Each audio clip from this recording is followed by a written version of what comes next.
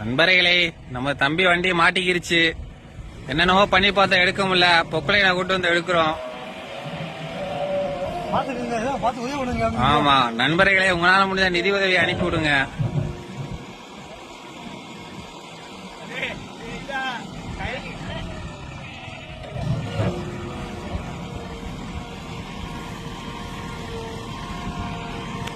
மாமா